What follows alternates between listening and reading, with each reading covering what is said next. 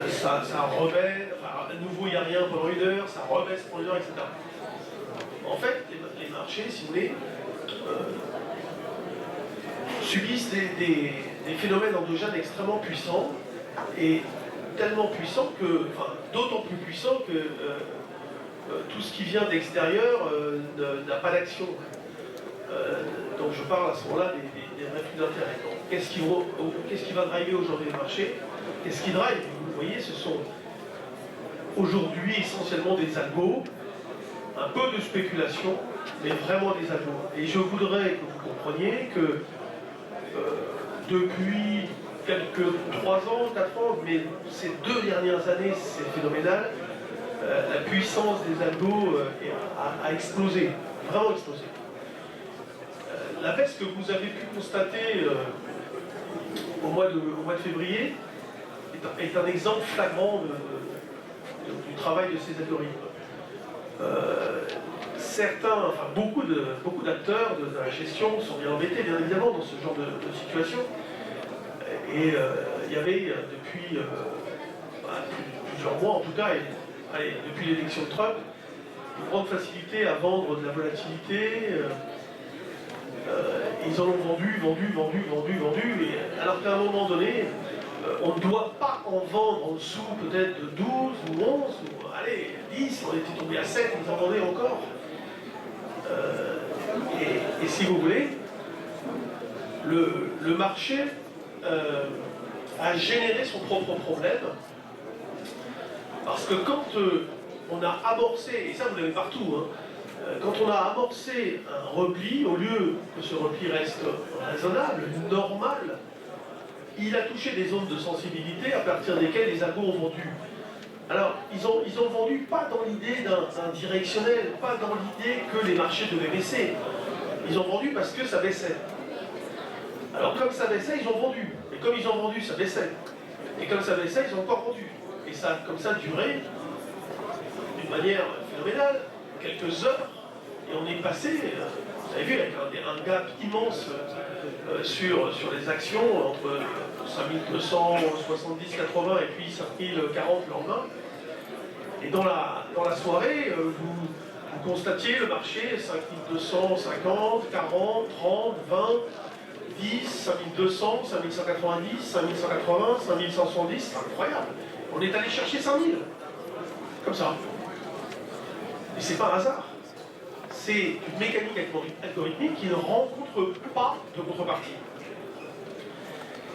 Et de plus en plus, que ce soit sur des séquences courtes, moyennes, longues, vous vous apercevez que les problèmes sont engendrés par le système lui-même, mais en aucun cas par l'idée, un changement même de scénario des grands gérants qui pourraient se dire, après tout, il faut vendre, etc. Non, ils n'ont pas bougé. Ils n'ont pas bougé, et c'est d'ailleurs pour cela qu'on est remonté très facilement à 5370. Vous vous rendez compte? On parle d'une situation de crash. Alors moi, c'est un crash un peu particulier, hein. Et où on passe en gros de 5450, puisqu'on a démarré à peu près là la baisse. Avant, c'était un peu plus hésitant. Et puis, on est parti comme ça, direct à 4970 hors séance, au plus bas, avec un petit rebond, et puis après, c'est reparti à la baisse. Et ce crash n'est pas dû à un changement de scénario, il est dû exclusivement à un problème de gestion de cette vente de volatilité qui oblige les vendeurs de vol à venir couvrir en vendant des contrats indiciaires. Et alors, évidemment, si vous ignorez le fonctionnement des marchés, vous allez refuser cette façon de voir les choses. Mais tant pis, moi je vous dis que c'est comme ça que ça se passe, j'en suis certain. Sinon, je n'aurais pas prévu la suite. Et en tout cas, c'est pour ça que je me suis opposé à ce moment-là, puisque on faisait l'émission le fameux vendredi soir avec Grégoire Favé où voilà, ça m'a fait un petit peu rigoler quand Stéphane qui a repris mon expression que je n'avais pas bien compris l'état psychologique du marché, ça quand même je l'ai en mémoire, parce que c'est quand même ma façon de parler, donc reprendre mes termes. Non, justement, je pense que la réplique que tu as prévue à ce moment-là n'a pas eu lieu, et elle n'a jamais eu lieu, et elle n'aura pas lieu. Donc le marché... J'ai déjà vu un petit peu. Non, c'est une réplique. C'est un marché... Non, c'est pas ça une réplique. Non, un marché, c'est un marché, une réplique, c'est une réplique, c'est répliquer un événement qui a eu lieu quelque temps avant. Qui débute la réplique? Non, une réplique, c'est pas ça. Une réplique, c'est il faudrait que le marché, à ce moment-là, quand tu l'as dit, on va aller 5150, ben, il fallait que le marché parte à 4008, comme tu le prévoyais, mais c'est pas grave, on peut se tromper. Mais le fait est que, pour moi, si vous voulez, à ce moment-là, il n'y avait aucune raison de prévoir une réplique. Et justement, c'est même plus l'état psychologique. Bien sûr, c'est un peu le but de l'analyse chartiste, mais là, non, mais il fallait vraiment se rendre compte sur quoi a été construit, fabriqué cette baisse. Pour moi, c'était un moment exceptionnel. Je n'avais pas vu ça depuis très longtemps. Et quand je parle d'un problème de comportement du prix, ben, ça continue. Vous voyez bien que les marchés sont très étonnants. Le comportement du marché aujourd'hui, avec cette reprise à l'échéance, on est compte qu'ils ont tiré le marché de en gros 5240-60 ce matin, là, à 5295 accroché à la close. Et bien que c'est du trading algo, c'est des débouclements de position. Et pour ça, il faut comprendre ce que c'est qu'une spéculation qui va vendre du futur. En face, vous allez avoir un achat de futur de la part de l'algo et il va vendre concomitamment des actions. Le problème, c'est que le futur à l'échéance disparaît. Le futur, c'est un contrat à terme, vous n'avez pas besoin de le revendre pour qu'il disparaisse. C'est de lui-même qui va mourir, c'est un contrat cash settlement, c'est-à-dire qu'on va vous payer des différences de prix, mais si vous voulez, il n'y a pas de continuité dans son existence. En revanche, l'action, elle, continue d'exister. Donc si jamais l'algo est short, donc acheteur futur, short action, futur disparaissant, il reste les actions. Qu'est-ce qu'il fallait faire aujourd'hui pour cet algo? Il fallait racheter les actions. À échéance, achat d'actions pour clôturer les positions d'arbitrage. D'où la hausse de cet après-midi entre, en gros, 15h30 et puis 16h, c'est tout. Voilà, et c'est un phénomène uniquement technique, issu, si vous voulez, d'une construction des marchés. Voilà. Ne cherchez pas autre chose, il n'y a rien d'autre. Maintenant, si vous considérez que New York va baisser, vendez New York, rien ne vous en empêche. Pourquoi voulez-vous vendre Paris si vous déclenchez une vente à New York? On a déclenché des hausses à New York, ben, Paris n'a pas suivi. Et puis parfois inversement. Les marchés, évidemment qu'il y a des corrélations plus ou moins importantes, mais ces corrélations ne sont pas du tout exploitables à notre niveau, et en tout cas pour beaucoup d'entre nous. Donc c'est vrai qu'il faut toujours intervenir sur le marché qu'on suit, sur le marché qu'on analyse, et sur le marché sur lequel on va essayer de prendre des positions. Donc voilà, je vous ai expliqué un peu ce phénomène important, qui prend de l'ampleur, qui amène des situations extrêmement bizarres. Donc ces dynamiques que vous observez, très intermittentes, des grandes divergences de dynamique, ça c'est pire en pire. Et ça c'est carrément l'abandon presque des gérants. Ils font rien, je vous le dis, ils ne font rien. Ils arbitrent un petit peu, ils vont arbitrer par exemple Valeo Michelin, etc. Mais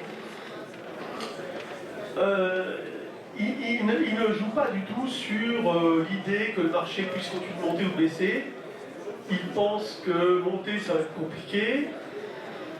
Alors comme ils sont un peu méfiants depuis longtemps, ils sont moins investis qu'ils devraient l'être. Donc la baisse du CAC 40, si vous voulez, leur a permis d'amortir, enfin de rapprocher leur performance de celle de l'indice, parce qu'ils étaient en sous-performance. Et donc la situation leur convient très bien, et aujourd'hui, vous n'avez pas vous n'avez pas de volume. Regardez le matin, quand je parle là, ce matin à 10h30 sur BFM, on était à 310 millions. Je ne sais pas si vous vous rendez compte, 310 millions. Habituellement, c'est 650, 700, 750, 800 millions. Ce matin, il y avait 310. 320, le temps que je me retourne vers la caméra. Et c'était ridicule. Ridicule. Un jour d'échéance. Aujourd'hui, c'était l'échéance mars, l'échéance trimestrielle, l'échéance majeure. Et toutes les positions ont déjà tourné. C'était très impressionnant déjà à ce niveau-là de constater que les intérêts spéculatifs avaient tourné et qu'il ne restait plus que les arbitrages cash futurs à déboucler, ce qui a été fait cet après-midi, comme d'habitude, mais avec un impact fort, hein, c'était trimestriel, et ce qui a provoqué cette hausse, donc jusqu'à 5295 pour l'indice CAC 40. Voilà. Bon, ça, c'est pour vous dire également, donc, inutile de tenter de prédire un comportement, enfin une hausse ou une baisse des marchés. Aujourd'hui, le marché n'envoie pas de message. À un moment donné, va se créer un consensus qui sera pris à contre-pied, quasiment à coup sûr. Donc si par exemple, Stéphane pense que ça va plutôt baisser, que moi je pense que ça va plutôt baisser, qu'André pense que ça va plutôt baisser, ben vous allez voir, ça va monter. C'est quasi sûr. Parce que, ben écoutez, les algos se nourrissent, si vous voulez, de positions spéculatives qui vont être prises sur les marchés. Et après, construction de la position sur cette prise de position spéculative, encore une fois, il vend, je vends, il vend, donc l'algo achète et vend les actions. Et à la fin, on va se retrouver avec un phénomène de rachat d'actions qui pourrait donc à l'échéance suivante tirer le marché. Et puis après, c'est si nous vendons et il n'y a pas de relais, si les gens ne prennent pas les grandes décisions de vendre, ça ne baissera pas. Donc, à un moment donné, ben lui, il va se dire, merde, ça baisse pas. Bon, ben je sors, allez, je rachète. Ah, je vois le marché qui remonte. Moi, je vais me dire, bon, ben, je rachète aussi. Et puis ça monte encore, lui, il commence à se dire, là, je perds de l'argent. Bon, et je rachète aussi. Et puis voilà, et puis ça remonte. Et puis, vous avez cette alternance, clairement, observée depuis des mois. Alors, avec des séquences différentes, avec des situations différentes. Mais sur tous les horizons de trading, ce qui fait qu'on a des comportements parfois intraday qui sont hyper intéressants à piloter, parce que moi, je passe mon temps, et c'est extraordinaire, à profiter de ce que je vais appeler des petites anomalies de marché intraday pour faire des écarts petits, certes, 20 points, 30 points, 15 points, mais extrêmement nombreux, donc très rémunérateurs. Donc, paradoxalement, on va avoir une volatilité intraday importante, où ça bouge pas mal, et une volatilité implicite extrêmement faible. Et celle-ci qui était montée à 19, 20, et immédiatement, parce que c'est immédiatement ça, on est fin février, c'était déjà le cas, retombé à 14, 13, 12, et aujourd'hui, peut-être ce soir, je n'ai pas regardé, mais on est peut-être à 11,5 de volatilité implicite. Donc voilà, aujourd'hui les marchés sont dans cet état-là, c'est-à-dire un peu abandonnés, avec des acteurs dans l'observation, ils se posent des questions.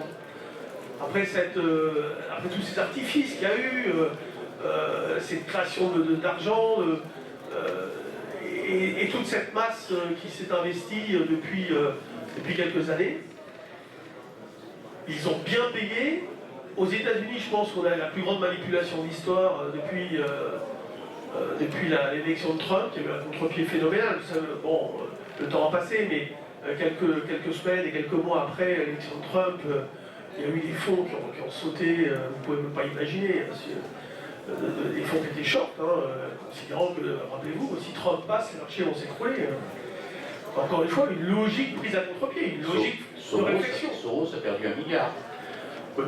Je pense plus que ça, mais il n'y a pas peut-être plus, mais ça a été rendu public. Mais après, qu'est-ce que tu veux signifier? Pourquoi il y a eu une manipulation là-dessus? Il y a des mecs qui pensaient que Trump ne pouvait pas passer, qui se sont mis short en avance, un peu de manière idéologique, ils n'ont pas attention à ne pas mettre de sentiments sur les marchés, ça monte, ça baisse, ça vous plaît ou ça vous plaît pas, ça vous plaît parce que ça ramasse du fric, c'est tout.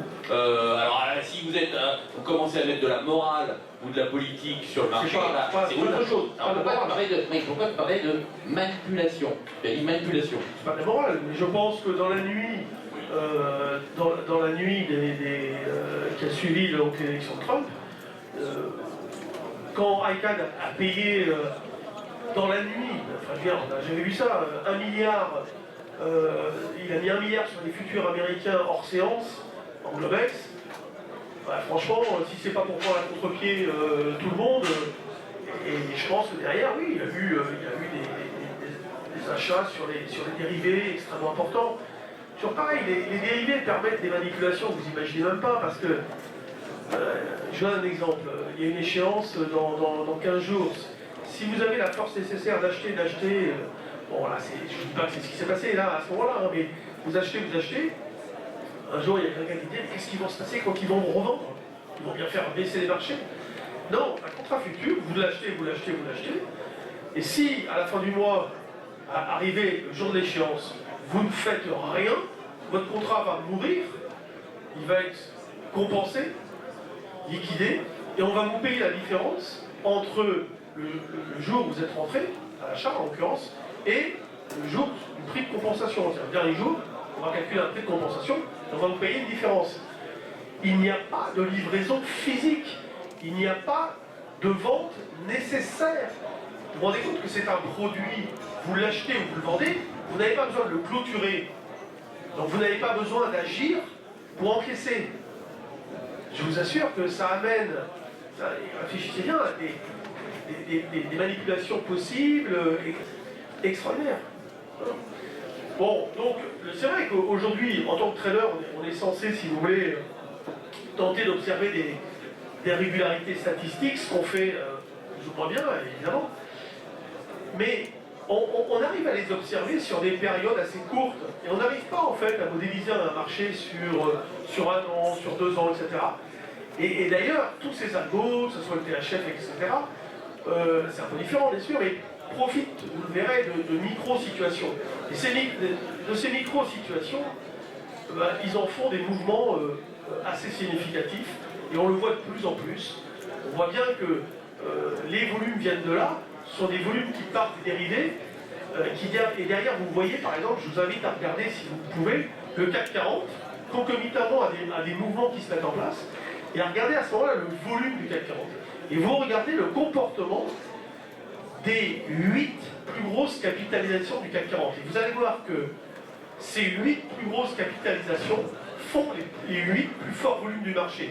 Ça veut dire qu'il n'y a que de l'arbitrage cash futur.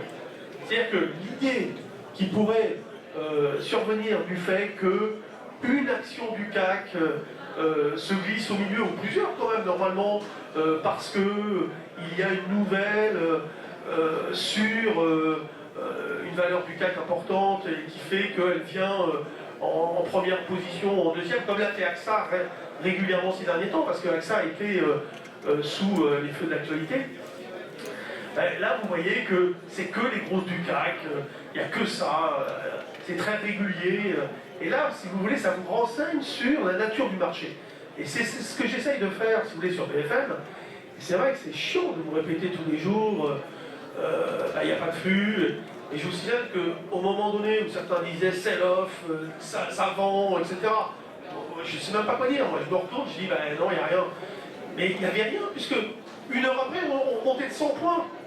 Mais seulement, le journaliste, évidemment, il ne va pas dire, ah ben Cusack, il avait raison, c'est remonté, il s'en fout, il ne sait même pas pourquoi, c'est pas grave, c'est pas son job. Mais vous le voyez, vous, quand même, que quand je dis qu'il n'y a rien et que ça remonte de 100 points, vous devez quand même vous poser une question. Vous devez bien vous dire, ah ouais, tiens, il avait raison. On n'a pas eu, sur toutes les phases de baisse, et à un moment donné, même moi, je me dis, c'est pas possible, ça va finir par décrocher. Non, on a tenu sur 5100, alors que j'entendais autour de moi, il va y avoir une réplique, ça va baisser, 4008, etc. Non, zéro, on est remonté à 5002, et là ce soir on est à 5003. Enfin là, on a rebaissé un petit peu. Donc 5295, vous vous rendez compte à la compensation? C'est incroyable. Vous devez observer que ce comportement est anormal. Donc je ne sais pas ce que ça va amener, mais il est anormal. Et après, il faut jouer en fonction de ce que ça, faut autre chose que ça. Je ne suis pas tout à fait d'accord avec toi, Jean-Louis, parce que le problème de flux que tu évoques, où tu dis qu'il n'y a pas beaucoup de flux, c'est normal parce que les gérants ils sont scotchés dans des 6 caves qui sont très compartimentés, ils sont obligés d'avoir 80% d'actions pour la plupart. Donc on les entendait sur BFM l'autre jour en disant ah ben nous on a allégé quand on était à 5005, on est passé de 90% d'exposition à 85%. Ah on a bien allégé, hein, on est content, hein, 5% du truc. Et ils disent à 5000 on a renforcé, on est passé de 85 à 87. Ah ben vous avez bien renforcé. Donc en fait ils vont se faire scotcher et quand le marché, si le marché baisse, il baissera toujours sans gros flux en provenance des gestionnaires de fonds parce qu'ils se feront scotcher par la baisse et plus ça baissera, moins ils vendront. Alors, tu crois toujours à un marché sans flux. Et c'est pas parce qu'on connaît 5 ou 6 gérants de fonds qu'on sait globalement ce qui se passe. Et le problème, c'est que la Bourse de Paris, elle n'est pas tenue aux mains des gérants de fonds franco-français. C'est les fonds de pension américains qui tiennent ça. Donc, si Wall Street devait décrocher, eh bien, ils vont vendre non sélectivement Paris pour financer les pertes à Wall Street. Et tu retrouveras des flux, mais ça ne sera pas des flux disons de gérants de fonds comme on voit sur BFM, ça sera des flux de fonds de pension américains qui braderont la bourse de Paris. Hein. Donc moi je ne suis pas tout à fait d'accord avec ton analyse, comme je ne pense pas que non plus cette première phase de baisse qu'on a eue sur les marchés soit liée à la volatilité. Je pense que la volatilité n'a fait qu'amplifier la baisse, mais les raisons internes de cette baisse sont à chercher ailleurs, je pense. Moi, ça c'est mon avis. Après, on verra dans les prochains mois qui a tort ou qui a raison. Moi, au moins, je vous donne une raison pour laquelle le marché a baissé. Donc, Stéphane, trouve-nous une raison pour laquelle il a baissé. Parce que en fait, on s'en rend peut-être de la raison. D'un point de vue technique, si tu veux, tu sais très bien qu'on a monté de façon très linéaire, très régulière depuis l'effet Trump. C'est-à-dire, et déjà, on venait d'une séquence de hausse liée aux injections de liquidités. Donc on est dans une bulle spéculative sans nom sur les marchés américains pour X ou Y raison, parce que effectivement Trump il est pro-business, la baisse d'impôts, tout ça. Mais cette hausse n'a plus aucune corrélation avec l'économie réelle et les bénéfices des entreprises. Et il y a un moment, cette accélération, à mon sens, presque terminale, ou pas loin peut-être, de janvier est symptomatique, et on voit toujours ça dans un marché, c'est-à-dire une accélération terminale avant une chute ou des chutes plus ou moins importantes, et je pense que c'est des gens peut-être beaucoup plus brillants que nous qui sont en train de siffler la fin de partie et qui disent voilà, le niveau du Dow Jones, eh bien, il faut sortir, et finalement après, effectivement, se met en place le problème de volatilité que tu as très bien expliqué et qui amplifie la baisse. Mais je pense que la baisse originelle est beaucoup plus profonde et que c'est des smart investisseurs qui sont en train de se tirer des marchés américains. Voilà, enfin après c'est mon avis, mais j'ai peut-être tort tout à fait.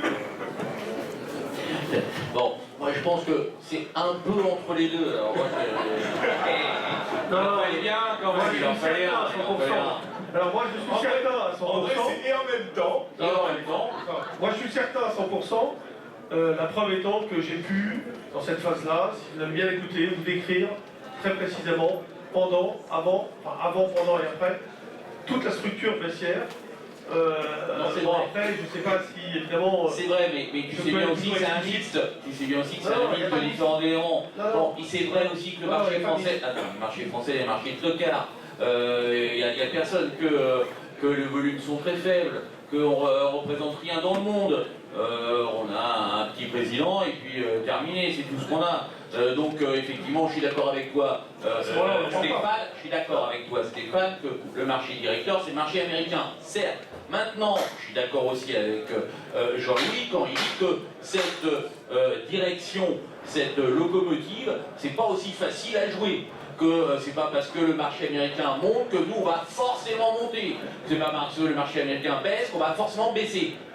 Au final, globalement, si. Mais bon, vous pouvez regarder que ça dépend. Et même, ça dépend. Pendant plusieurs années, on n'a pas bougé. Et le marché, il a fait que monter pendant plusieurs années. Le problème, tu n'auras pas de corrélation exploitable. Donc c'est ça. Rien de réfléchir comme ça. Je te donnais raison là-dessus. Je critique pas. Je te donne raison. Je donnais raison. La corrélation, juste. Il y a une corrélation. On voit qu'il y a globalement une relation, mais qu'elle est très difficile à gérer et à utiliser. Cette corrélation n'est pas simple. Ça donne une orientation, mais essayer d'exploiter ça sous forme de systématiquement ou de manière automatique, c'est dangereux. Donc, faire attention. Donc, je suis un peu d'accord avec les deux, hein, c'est ce que je dis. C'est vrai quand même que le marché américain est quand même directeur. On ne peut pas faire autrement. Mais pendant plusieurs années, il est monté. Nous, on ne bougeait pas trop. On stagnait. Et d'un autre côté, c'est pas facile. Jean-Louis a raison. C'est pas facile d'utiliser la corrélation. Voilà, juste un petit mot. Bon, alors... Non, mais moi, ce que j'ai voulu faire, c'est vous mettre en garde sur un processus qui est en train de se mettre en place et qui, à un moment donné, va amener beaucoup de violence sur les marchés, vous allez voir. Bien sûr que... J'ai pas compris, moi. Quel processus? Justement, ces processus endogènes. Le problème, c'est qu'aujourd'hui, ce n'est plus des facteurs exogènes qui drivent les marchés, ce sont des facteurs endogènes. La baisse de février est un facteur endogène. C'est pas du tout c'est pas une news économique fondamentale, c'est une prise de conscience massive que le marché était trop cher. Mais non. Sinon, je ne serais pas remonté comme il est remonté. Mais c'est pas possible. Dans des excès, il y a toujours un excès compensé par un excès opposé. On peut retracer, même aller plus haut, mais ça, tu verras, il y aura des traces. Ça fait 35 ans que je fais ce métier. Ah ben ça fait 20, c'est sûr, j'ai 15 ans de différence, mais j'ai quand même le droit d'exprimer mon opinion. Oui, mais tu vas pas m'expliquer comment ça marche là. Moi, je vous donne, si vous voulez, de toute façon, je suis sûr de moi. Après, à vous de voir, hein, vous pouvez toujours voter ce que vous pensez, qui a raison ou pas, je m'en fous, mais vous pouvez me donner tort, hein, c'est pas grave, mais tant pis. C'est pas parce que vous pensez tous la même chose que je vais avoir tort. Hein, malheureusement, ça marche pas comme ça. Par contre, c'est sûr que si vous achetez tous et moi je suis vendeur, à un moment donné, je vais avoir des problèmes. Donc moi, je suis là pour épouser le marché. Et pour bien jouer, il faut bien comprendre comment il fonctionne. Jean-Louis, je reviens. Si tout le monde est vendeur, que moi je suis acheteur, je vais avoir des problèmes. Pas forcément, justement. Je expliquais tout à l'heure un truc très simple que j'explique régulièrement, c'est le surconsensus. Là, ce que tu disais... Tu vas appuyer la dérivée de ce que je dis. Là, tu parles de la dérivée de ce que je viens de dire. Là, Mais non. C'est reparler, ce que je régulièrement dans toutes mes conférences explique, c'est la contrary opinion. La différence, le seul point que tu as mis, c'était qu'on pouvait, elle pouvait se jouer sur l'intraday. Effectivement, sur l'intraday, c'est très difficile à voir si tout le monde est en position. Tu as dit, si Stéphane est en position, a vendu, moi j'ai vendu, André a vendu, au bout d'un moment, on va voir que ça ne baisse pas, on va commencer à se racheter et ça va faire remonter le marché très rapidement parce qu'il n'y aura plus de vendeurs. C'est-à-dire que si tout le monde était vendeur, ça c'est vrai. Mais c'est difficile à voir en intraday, alors que sur le quotidien ou le weekly, on peut mieux le voir. J'ai pas dit c'est facile, il dit qu'on pouvait mieux le voir. C'est-à-dire que c'est un surconsensus, tout le monde dit ça va monter, c'est dangereux, ça veut dire que tout le monde est déjà en position. Vous connaissez, quand ma mère me dit d'acheter France Télécom, je vends. Ou c'est chauffeur de taxi à New York, quand il me dit d'acheter Microsoft, il faut vendre parce que c'est mauvais, tout le monde en a. Donc ça ne montera plus. Donc c'est ça ce qu'on appelle la contrary opinion. Mais sur l'intraday, comment tu fais pour jouer ça justement? C'est ça qui peut peut-être intéresser le public. Non, mais quand même. Moi, je donne un exemple très simple. Si au même moment, moi j'achète et que tout le monde, je vends et que tout le monde achète, je vais pas être bien. Je parle pas de ce que c'est qu'au final un acheteur, ou au final ce que c'est qu'un vendeur. Un acheteur, c'est un vendeur potentiel. C'est avant tout, si vous voulez, l'impact qu'il peut amener sur un marché. Bon, a priori, si je suis tout seul contre vous tous, mon impact sera quand même assez différent. Considérant que l'impact, c'est la racine carrée de la quantité, c'est sûr que je ne serai pas capable d'avoir le même impact que vous tous réunis. J'imagine très bien, je l'accepte, c'est normal. Maintenant, depuis, moi, je répète, j'attire votre attention sur des phénomènes anormaux. Le prix, un prix d'équilibre, quelque part, ça devrait être quelque chose de stable, de plus ou moins stable. L'instabilité observée, surtout en prenant différentes séquences de marché, on le voit très bien, parce qu'on passe justement d'une certaine stabilité à ce prix, ce qui est tout à fait normal, à une instabilité profonde. Et c'est ça, le comportement très intermittent de la dynamique du marché m'interroge. Mais par exemple, déjà, il y a eu un problème très important avec au mois de mai 2017 avec l'élection de Macron. C'est la première fois qu'on voyait un crack à la hausse avec une hausse de volatilité. Mais déjà là, il y a un problème. Et ça, c'est aussi un problème endogène de marché. C'est pas autre chose qui est venu. C'est pas Macron. Ça a été très bizarre parce que le premier tour, il y a eu une vote qui est montée d'une manière considérable. Alors après, la justification portée par les médias est très trompeuse, puisque c'était de dire que les gens redoutaient, les gens qui, quels gens? Les Américains, ils s'en foutent un peu, c'est vrai. Les Français, les traders français, franchement, penser que Jean-Luc Mélenchon sera au retour face à Marine Le Pen, non, faut pas délirer. Mais c'était ça qu'ils apportaient comme explication pour justifier la hausse de la volatilité à contre-logique d'un marché haussier. Mais c'était complètement débile. De toute façon, même les bookmakers anglais donnaient cette possibilité à, je sais pas combien, très peu de probabilité, bien évidemment, vous vous en doutez. Donc déjà là, on a observé des comportements tout à fait bizarres et anormaux. Donc ça continue, et aujourd'hui, moi, si oui, ça me va très bien. Hein. J'ai fait un record. Le record de ce début d'année, c'est très bizarre d'ailleurs. C'est un record de gains par rapport à des quantités prises sur le marché et une fréquence de trading. Donc j'ai petite quantité, faible fréquence de trading et un gain énorme. Donc, je me dis, tiens, c'est vrai que c'est bizarre ce marché. C'est bizarre. Bon, parce que moi, cette configuration personnelle, je la ressens, si vous voulez, puisque je la joue, mon compte, je le vois évoluer. Je me dis, tiens, voilà, c'est tout un tas de situations comme ça. Et après, je me pose des questions, mais pourquoi il se passe ci?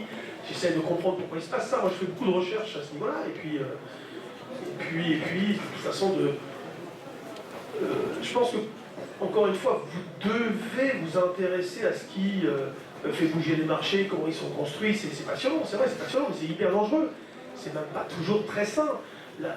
Quand on dit l'argent de l'économie est très importante par rapport, non, est très faible par rapport à l'argent de la finance. C'est-à-dire que l'économie réelle pèse pas beaucoup par rapport à l'argent de l'économie financière. C'est une réalité et que nous avons même du mal à quantifier. On peut le faire, hein, ils l'ont fait certains, mais dans notre tête, on a du mal à s'imaginer, c'est gigantesque. Et il y a beaucoup de problèmes potentiellement systémiques, donc endogènes de marché, qui seront tous ces ETF et tous les collatéraux qui ont été construits face à cette puissance financière gigantesque que sont tous ces fonds placés dans des ETF, etc. Tu vois, Stéphane, tout à l'heure, tu as dit des choses fausses et vraies. Et c'est ça qui est extraordinaire. Non, mais ça, je t'assure. Parce que quand tu dis que les Américains n'ont rien à foutre de la France, bien sûr que c'est vrai. Bien sûr qu'ils vont vendre... ils vont vendre la France, t'as dit, pour payer des casses en interne. Mais non, même pas. C'est parce que les États-Unis, c'est les meilleurs du monde, etc. Tu veux que je te dise ce que tu as dit de faux? C'est parce que tu as dit, par exemple, c'est pas parce qu'on connaît 5 ou 6 gestionnaires. Et moi, je connais pas 5 ou 6 gestionnaires. D'abord, je connais plutôt 50. Mais c'est pas eux à qui il faut poser la question, parce qu'ils mentent tout le temps. Enfin, ils embellissent les choses. Moi, je connais des gens qui prennent les ordres des gestionnaires. Et là, c'est pas la même mayonnaise. C'est-à-dire que le gars, il va vous dire qu'il a fait... C'est ce qu'on s'amusait à faire il y a des années. Vous demandiez... je demandais à des potes, t'as fait quoi? Ils me racontaient ce qu'il avait fait. Des gros ordres, hein, 300 millions à la limite en francs. Bon, c'était en francs, mais... Et à la fin, j'additionnais tout le CAC 40, je me disais, merde, c'est 3 fois plus déjà avec 10 personnes. Il y a un petit souci. Donc, non, il faut demander les gens, enfin, il faut demander... c'est pas si simple, parce qu'ils ne veulent pas trahir des secrets professionnels, il faut demander à des gens qui prennent les ordres de ces gens-là. En ce moment, ils déposent le bilan. Le souci aussi, Jean-Louis, c'est qu'il y a beaucoup de gérants dont les mouvements échappent. Quand ils interviennent, moi quand j'intervenais sur des ETF sur un corset, tu ne voyais pas ce que je faisais sur les ETF. Donc il y a une grosse partie du volume qui va échapper, si tu veux, à la mire visuelle sur le... Non, parce que l'ETF va gérer sa position et intervenir sur le marché centralisé. Il va se couvrir, Stéphane. C'est pas qu'il se couvre, c'est qu'il va pondérer ses positions, il va les repondérer. C'est automatique, bien évidemment. Et c'est ça le grand risque, justement, des problèmes systémiques. Si l'argent est... Plus ou moins, mais quand même beaucoup. Donc on le verra, Stéphane, je suis pas trop d'accord avec toi. Évidemment. Ce qu'il faudrait, c'est qu'il fasse du gré à gré avec quelqu'un qui ne se couvre pas du tout, qui ne reporte pas sa position. C'est comme si tu avais non, mais il faudrait qu'il fasse du gré à gré et sans que l'autre se repositionne. Par exemple, si tu avais un dealing desk en face, c'est-à-dire qu'il prenne la position et qu'il ne bouge pas. En fait, ça tu l'as pas, mais tu l'as pas ça. Non, mais, oui, mais ça tu l'as pas. La finance est une bête. Maintenant, même les concepteurs, je suis sûr, ne comprennent pas comment fonctionnent les marchés. Si, ils comprennent, ils peuvent modéliser, bien sûr, tout le temps, mais là-dessus, il n'y a pas de problème. Le problème, c'est que nous, en tant qu'intervenants comme ça, à notre niveau, on a du mal à s'imaginer, justement, la puissance de ces mouvements, comment c'est construit, les chocs systémiques possibles, les problèmes, donc... moi, la phrase... je pense aussi importante qu'il faut, je pense, retenir, c'est de plus en plus souvent les problèmes que vous avez pu constater, les crises que vous allez constater, ont été, sont et seront engendrées par le système lui-même. Vous allez le voir, j'en suis quasi certain. Vous savez, en 2006, je m'étais dit, soit c'est moi qui comprends rien, soit il y a un problème grave. En fait, je ne suis pas loin de me poser la même question. Ça sera simplement un réajustage entre l'économie réelle et l'économie financière, où là, tu as une dichotomie qui est bien trop forte à l'heure actuelle, où les choses vont naturellement se réajuster. Non, mais pas tant que ça, parce que le problème, c'est que l'argent, aujourd'hui, l'argent, ils en ont, ils ne savent pas quoi en faire.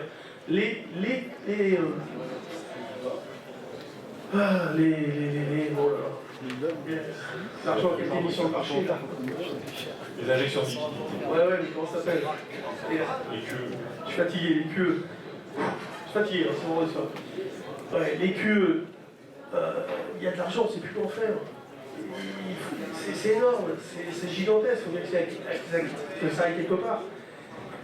Après, aujourd'hui, il y a plein de fonds de pension qui ont un rendement, enfin hors plus-value, de moins 10. C'est-à-dire en gros, entre l'argent qu'ils perçoivent, les caisses de retraite par exemple, et l'argent qu'ils doivent distribuer chaque année, on a souvent du 10% de déficit, vous vous rendez compte? Ces fonds doivent faire minimum 10% par an. Je ne sais pas si vous imaginez ce que ça représente, mais c'est sur des milliards. Donc il faut aller chercher le risque, il faut le prendre le risque. Donc ils viennent l'amplifier le risque. Et souvent vous allez vous apercevoir d'ailleurs qu'en cherchant à diminuer le risque, en hedgeant les positions, on fait du leverage, et on fait même on augmente les effets de levier et les risques systémiques, c'est ça qui est incroyable.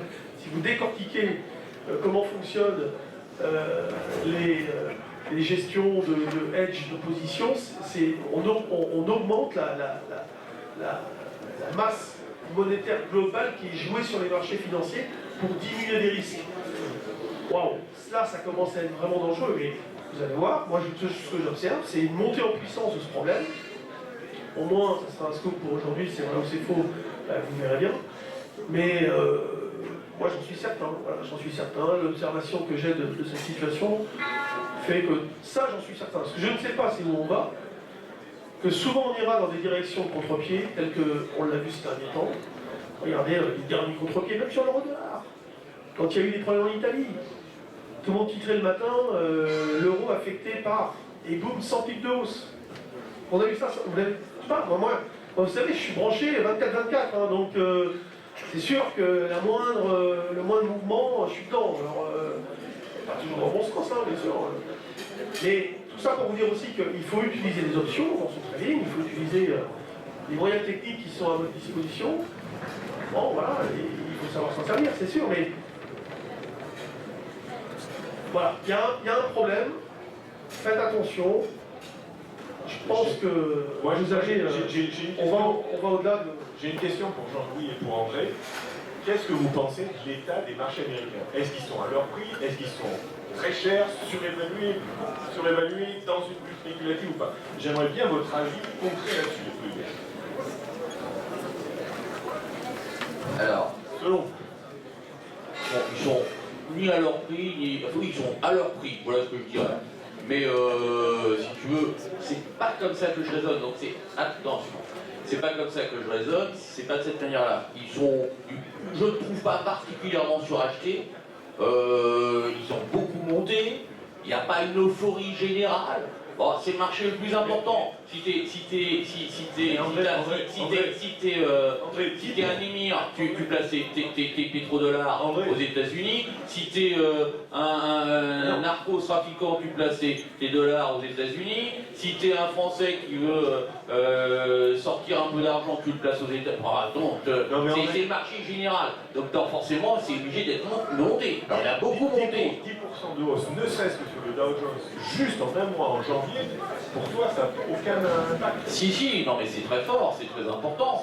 Mais ce que je veux dire, c'est que... Attendez, vous en concluez quoi? C'est anormal? Oui. Bon, bah alors, déjà, au moins sur ce petit sujet qui consiste à penser que les marchés ont un comportement anormal, au moins de ce côté-là, on est d'accord. Maintenant, je suis un peu surpris, André, en tant qu'analyste technique. Le marché est-il à son prix? Le prix, la théorie efficient des marchés, oui, le marché est à son prix, en effet. C'est ce que j'ai dit. Ouais, alors, je sais pas, j'ai pas écouté la fin, excuse-moi. Si t'écoutes pas tu téléphone. Mais en effet, les marchés... Tu joues au sudoku, on s'emmerde à sudoku. Alors, très simplement, je te dis, il n'y a pas de surachat survendu. Moi, c'est pour ça aussi que tout à l'heure, je voulais te reprendre un petit peu sur un point. Je disais, il faut savoir pourquoi les marchés bougent, etc. Non, c'est pas la manière de l'analyse technique. Alors, c'est une autre manière. Moi, je sais pas faire. Je connais pas, je sais pas comment on fait. Je comprends qu'il y a effectivement des techniques de trading qui peuvent permettre d'intervenir, qu'il y a à un moment donné des rachats de short, tout à fait, sauf que pour les déterminer, c'est très difficile en intraday. Moi, je regarde ce que fait le marché. Est-ce qu'il va dans un sens, dans un autre? Est-ce qu'il y a du volume? S'il n'y a pas de volume, c'est fragile, c'est pas clair, c'est pas net. Alors, je vais essayer de me positionner un petit peu. En septembre, d'abord, je voudrais rappeler un petit peu ce que j'avais dit en septembre. J'avais pas été très bon, plutôt médiocre, même, je dirais. On était là en septembre, on était à peu près aux alentours c'était 5220, c'est septembre ici, c'était fin septembre par ici, et j'avais dit ça va monter vers 5350, 5000. On devrait poursuivre derrière. Pour le moment, on est en train de faire une correction à la hausse, donc il y a de fortes chances que d'ici quelques semaines, on vienne tester les 5000. Et tu te mouilles, mais ça m'a pas beaucoup éclaboussé. Tu avais dit ça sur BFM, je me souviens, c'était pas mal vu, ça fait marrer. T'aurais mis une claque à ce moment-là, mais c'était bien vu. Et moi je me mouille, j'essaie de. Ouais, c'est un petit peu vieux. Mais j'essaye d'apporter quelque chose. Donc pour l'instant, plutôt haussier, plutôt vers 5440, vers 5440, plutôt revend pour jouer les 4008, 4009, 4008. Après, globalement, on affine au fur et à mesure ces différents niveaux. Et ça, on devrait le faire un peu avant les grandes vacances, un peu avant juillet, fin juin, ça devrait être. Donc je me mouille vraiment précisément. On verra, a priori c'est ça. Alors évidemment, il peut y avoir des points vraiment originaux. Par exemple, là, on accélère beaucoup, ça veut dire si on accélère, qu'on repasse au-dessus des 5580, forcément c'est haussier, et on va repartir, on va certainement consolider un peu au-dessus, puis ça va reprendre le mouvement. J'y crois pas pour l'instant, j'y crois pas. Graphiquement, c'est pas ce que le marché me laisse entendre par rapport aux vagues d'Elliott, par rapport aux lignes de tendance, par rapport aux indicateurs techniques, etc. On va voir, voilà un petit peu. Alors, tu voulais dire un mot? Alors, on va poser une question. Alors, j'aime bien poser cette question toujours avant de clôturer, parce que là, ils sont déjà en train de démonter. Faites attention en sortant. Vous sortez pas là-bas, vous sortez par ici, vers cette porte-là, et vous n'allez plus là-bas, parce que là, il faut les casques, etc. déjà. Ce que je voulais, c'est pour ça que je dis, il ne faut pas sortir là-bas, le monsieur il sort. Bon, je voulais savoir, faire un petit test. Alors, pour les 3 prochains mois, vous allez essayer, réfléchissez, ne réfléchissez pas trop, parce que comme on dit beaucoup de choses, ça influence énormément. Pour les 3 prochains mois, est-ce que vous pensez que le CAC va monter? Est-ce que vous pensez que le CAC va monter? Levez la main. Va baisser? Ouais, 50-50. Vous êtes chiants les gars, hein, parce que quand c'est 50-50, et en plus il y en a qui n'ont pas voté, hein, qui se mouillent pas, je les ai vus, je sais, j'ai les noms, hein, j'ai repéré ceux qui ne votaient pas. Ça fait que, bon, normalement, dans ce cas-là, c'est plutôt la poursuite de la tendance. Sauf que là, il n'y a pas de tendance. Alors, en plus, oui. En plus, on n'est pas tous d'accord. Attendez, on n'est pas tous d'accord. Tout à l'heure, Jean-Louis avait raison. C'était de dire si on est tous dans le même sens, c'est mauvais. Souvent, des fois, on faisait des analyses, tous les analyses sont dans le même sens, méfiez-vous. A priori, ça va partir dans l'autre sens. C'est une grande chance comme ça. Donc là, on est un peu tous à un peu une idée différente, donc ça ne donne pas vraiment d'informations sur la direction du marché. De toute façon, c'est une constatation qu'il n'y a pas de tendance. Je serais tenté encore d'insister lourdement sur ce que j'ai dit tout à l'heure. Pourquoi les fonds qui ont perdu beaucoup d'argent dans cette dernière baisse sont des fonds vendeurs de volatilité? Il y a une raison à cela. Il y a une raison. C'est justement ces fonds vendeurs de volatilité qui ont perdu de l'argent. Et quand vous voyez par exemple qu'un fonds comme celui de Crédit Suisse a perdu 90%, c'est bien sûr que c'est à cause d'un problème de volatilité. Mais c'est pas simplement la baisse du marché, c'est qu'à un moment donné, vous avez deux facteurs qui vont jouer contre vous. Vous avez le décalage du prix et vous avez la valeur théorique de rachat de l'option. Donc les chambres de compensation, si vous voulez, vous calculent les valeurs théoriques avec des volatilités qui sont nettement supérieures à celles que vous avez vendues au départ. Donc une option que vous avez vendue, je dis n'importe quoi, à 50, imaginons qu'à ce moment-là, elle vaille 100 en valeur intrinsèque, c'est-à-dire l'écart entre le prix du marché et le strike. Mais en fait, si vous deviez racheter cette option immédiatement, vous la payeriez 250, par exemple. C'est-à-dire que vous la payeriez avec une valeur spéculative, une valeur temps, ce qu'on appelle le θ. Donc vous la payeriez nettement plus cher que sa valeur intrinsèque, c'est logique. La valeur d'une option, c'est sa valeur intrinsèque plus sa valeur temps, que j'aime bien appeler donc plutôt valeur spéculative. Et le problème, il est venu du fait qu'à ce moment-là, ils sont face à des scénarios où on leur dit pouvez-vous racheter l'option à 250, mais attention, avec un scénario défavorable si le marché baisse encore de 10%. Donc c'est bien un phénomène de construction qui pose problème. C'est pas la réalité qui a posé problème, c'est la menace qui découle de la réalité, puisque tous les calculs, en fait, sont des calculs de... vous savez, comme ils ont fait avec les banques, de stress test sur des conditions, on dit, est-ce que vous êtes capable de payer, de racheter votre option si jamais le marché perd 10% supplémentaire? Ce n'est pas la réalité, c'est une anticipation de cette réalité qui d'ailleurs n'a pas eu lieu puisque le marché s'est repris. N'empêche que les mecs ne peuvent pas payer les différences de marge, ils ne peuvent pas payer l'augmentation des déposits, la marge, et puis le rachat théorique de l'option. Ils ne peuvent pas. Donc ils sont obligés de racheter. Et pourquoi la vol est montée? Parce qu'ils ont racheté l'option d'une manière obligatoire. C'est une contrainte, ils n'ont pas le choix. Et ça, c'est encore une fois, c'est pas je pense que ça va se casser la gueule, donc je rachète mon option. Non, c'est pas ça. C'est que je suis contraint de la racheter. Et s'ils n'appuient pas sur le bouton, de toute façon, il y a des trucs automatiques qui rachètent les positions. Et c'est ça qui est terrible. C'est ça, ces mouvements qui partent d'une crise générée par le marché lui-même. Vous voyez, de par ces phénomènes de construction. Voilà, et il n'y a pas eu le fonds de Crédit Suisse, hein, il y en a eu d'autres. Hein. Il y a eu au moins, on en a identifié 4 ou 5 assez importants, mais je suis sûr qu'il y en a d'autres. Plus certainement des gestions, etc., dont on n'a pas entendu parler, qui ont eu des gros problèmes dans un flash crack, et qui n'aura jamais de réplique. C'est impossible qu'il y ait une réplique. Si derrière le marché s'oriente à la baisse, ça sera autre chose. De toute façon, la réplique, elle aurait dû avoir lieu le lendemain. Je suis désolé, c'est facile à dire après. Oh ben 2 mois plus tard, il y a une réplique, non, ça ne veut rien dire. Qu'est-ce que vous nous emmerdez avec non, cette réplique? c'est important de comprendre ça. Non, mais attendez, il n'y en a pas eu, on est remonté, on est remonté, on est revenu à 5,3, il n'y a pas de volume, dispersion du prix très faible, volatilité qui a retombé, comme si de rien n'était. Est-ce que vous avez l'impression qu'il y a eu... Non, justement, est-ce que vous avez l'impression qu'il y a eu un changement entre le 15 janvier, donc quelques jours avant la baisse, entre le 15 janvier et maintenant, il y a eu une modification. À un moment donné, je suis allé chez un courtier, il y a eu une soirée là-dessus, une explication, il y avait une vingtaine de gars. Les gars ne savaient même pas ce que c'était qu'un graphique boursier. J'ai dit, vous savez même sans support, sans rien, comme ça. Ouais, ça monte, on achète, on s'en fout, ça monte. Je dis, vous êtes sûr que vous allez prendre une grosse claque derrière? C'est dernier. Alors sur Bitcoin, c'est vrai que déjà, à partir dès que ça commençait à baisser, on savait que ça allait redescendre à 7008, enfin minimum 7008. Bon, on va revenir sur les Bitcoin. Mais là, c'était une vraie bulle. Et à ce moment-là, j'avais mis un petit tweet, parce qu'il y avait beaucoup qui disaient que le dos et les marchés américains sont dans une bulle. Et vous aviez tous les journalistes, tous les médias, tous les gars qui s'interrogent dans les milieux où on réfléchit, ils disaient « Oh là, c'est une bulle !»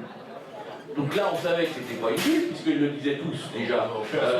Mais si à ce moment-là, j'ai dit, on met mais si, et ça a continué de monter encore pendant longtemps. Et donc à ce moment-là, j'ai dit, ouais, là, ça n'a pas tellement l'air d'une bulle, parce qu'il n'y a pas d'euphorie. Par contre, sur le Bitcoin, les cryptos, il y a vraiment de l'euphorie, c'est dangereux. Bon, après coup, c'est facile à dire. Méfiez-vous du surconsensus. C'est surtout ça qu'il faut se méfier. On va faire. Voilà. La bulle commence à partir du moment où le chauffeur de taxi ou le restaurateur vous demande si donc il doit en acheter, etc. Ça c'est la blague classique. Mais elle commence surtout à partir du moment où il y a un problème déjà d'évaluation intrinsèque de l'actif. C'est-à-dire que comment valoriser une crypto, comment lui donner une valeur intrinsèque, quels sont les repères que nous avons et nous n'en avons pas. Donc a priori, le risque c'est que, et c'est ça qui peut amener une grosse volatilité et donc une bulle et un éclatement, c'est justement à partir du moment où il est possible que la crypto vaille zéro, les phénomènes de panique peuvent évidemment se déclencher assez facilement. Les bulles aussi viennent du moment où, comme avec les TMT en 2001, on avait valorisé des sociétés avec des chiffres d'affaires à venir. On avait valorisé des sociétés, non pas évidemment en termes de price earnings ratio, mais en termes de quel est le chiffre d'affaires potentiel dans 1 an ou 2 ans. Et là, il y a eu un phénomène de bulle parce que cette hausse a été alimentée par un espoir extrêmement important, qui a duré extrêmement longtemps, puisque je me souviens en 2001, moi j'ai déclenché un signal de vente en septembre 2000, et toute la fin de l'année 2000, je disais tout le temps sur BFM, écoutez, s'il y a encore 10-30% à gagner et je le laisse aux autres, moi en tout cas je suis short, j'ai vendu et on verra bien ce qui va se passer. Bon voilà, après, je me suis fait un peu baiser en 2003 parce que j'ai racheté un peu trop vite, si vous voulez, quelques tickets de loto, comme je les appelais, en disant que je vais mettre un ticket de 50 000, etc. Et puis à la fin, le ticket de 50 000 perdu, il y en a eu un paquet, mais bon, c'est comme ça. En tout cas, c'est sûr que la bulle, au départ, on l'a évité. Alors aujourd'hui, dire qu'il y a une bulle à New York. Alors, oui, moi j'ai pensé qu'il y en avait une à un moment donné. Moi je me suis dit, ah mais les résultats sont là, ils crachent les résultats. Est-ce que ces résultats est-ce qu'on peut les extrapoler, etc. Il y a quand même quelque chose de consternant, enfin pour moi incroyable, c'est que Apple arrive à nous surprendre à chaque fois. Moi je supporte pas Apple, etc. Mais je me dis, merde, comment ils font Google a du potentiel, Amazon a un potentiel, enfin, toutes ces boîtes ont des potentiels encore gigantesques, etc. Mais là, on valorise quelque chose qui vaut quelque chose, c'est-à-dire qui crache du bénéfice, qui a une vraie valeur intrinsèque, bien évidemment, qui apporte du rendement. Alors après, quand vous, encore une fois, si pour acheter toute cette quantité d'eau, il y a 50 000 clients qui veulent ma flotte, je vais la vendre à un prix considérable. Et ça s'appellera peut-être de l'eau, mais ça sera le prix de l'or peut-être. Et le prix, pourquoi l'or on le paye ce prix-là? Parce qu'on a décidé qu'à un moment donné, il y a eu un équilibre qui s'est mis en place autour de ce prix pour des raisons X ou Y. Donc la rareté des prix. Voilà, c'est à un moment donné. Toutes les valorisations sont subjectives. Pas totalement subjectif, mais lié à des phénomènes d'espoir, des phénomènes de masse monétaire autour du produit financier. Le problème qui est là, c'est que malheureusement, c'est vrai que dans un environnement normal, on n'aurait jamais dû avoir des QE aussi importants aux États-Unis, etc. Donc là, le problème, c'est que notre vision que l'on avait il y a 10 ans, 15 ans, 20 ans, eh ben, il faut la remettre en perspective, imaginer quand même ce qui est réellement en train de se passer sur les marchés. Je ne suis pas tout à fait d'accord non plus avec ce que tu viens de dire, Jean-Louis, parce que c'est comme on disait en 2000, de toute façon, il faut qu'on revoie les critères d'évaluation des entreprises, on est dans une nouvelle ère et tout ça. Ils faisaient des pertes, ces boîtes, ils faisaient des pertes. Oui, mais tout à fait. Mais en fait, il disait on est dans une nouvelle ère, une high-tech, on ne comprend pas, il faut qu'on revoie les critères d'évaluation. Là, c'est pareil, la bulle a commencé sur les marchés américains quand on a commencé les QE. Et finalement, l'effet Trump n'est qu'une accélération du bazar avant certainement quelque chose de très désagréable. Après, on verra ce qui se passe. Mais, et moi, j'ai osé, le 2 février, une modélisation, où là, ça m'a valu une volée de bois vert, je ne vous dis pas, sur les réseaux sociaux. J'ai modélisé l'évolution, là, du Dow Jones à celle du Bitcoin. Point de vue graphique. Ça m'a volé une volée de bois vert. Heureusement qu'on a dévissé de 10% sur le Dow Jones pour remettre un peu d'équilibre dans tout ça. Mais l'approche, moi ce qui m'intéresse, c'est que le Bitcoin et le Dow Jones, c'est pas du tout la même chose. Je suis pas quand même assez con pour comparer quelque chose qui n'est pas comparable. Mais ce qui m'intéresse, c'est l'approche psychologique et l'évolution graphique de ces deux marchés qui me semblent excessivement similaires. C'est-à-dire que même si, en fait, la modélisation est un peu compliquée, que j'ai mis en place, j'ai modélisé que l'évolution en données journalières du Bitcoin, c'est l'évolution mensuelle du Dow Jones, si vous voulez. Et regardez l'évolution de ces deux marchés, et ben c'est terriblement symétrique, même s'ils n'ont rien à voir. Mais c'est justement l'approche psychologique. Et moi, quand j'ai vu, en fin d'année dernière, sur le Bitcoin, un pauvre gars aller à la maison du Bitcoin, être interviewé par TF1, dire effectivement j'ai 2000 € d'économie d'une vie sur mon livret A que je vends pour acheter du Bitcoin. J'ai dit à mon ami, j'ai dit ça y est, le Bitcoin c'est bon. Et 3 mois plus tard, voilà. Et là c'est là où je rejoins Jean-Louis sur la naissance et la genèse d'une bulle. Mais graphiquement, si vous voulez, allez voir mon Facebook, allez voir, souvent je reviens sur cette modélisation, ça me fait très peur parce qu'on a exactement les mêmes enchaînements graphiques sur les marchés américains qu'on a eu en fin d'année sur le Bitcoin. Point à la vie. On verra ce qui se passe. Écoutez, on va clôturer cette séance sur ces bons mots et je vous donne rendez-vous en septembre pour le salon du trading. Et notez bien tout ce qu'on a dit et on en reparle. N'hésitez pas à ce moment-là à nous reposer des questions. Merci d'être venus et rentrez bien.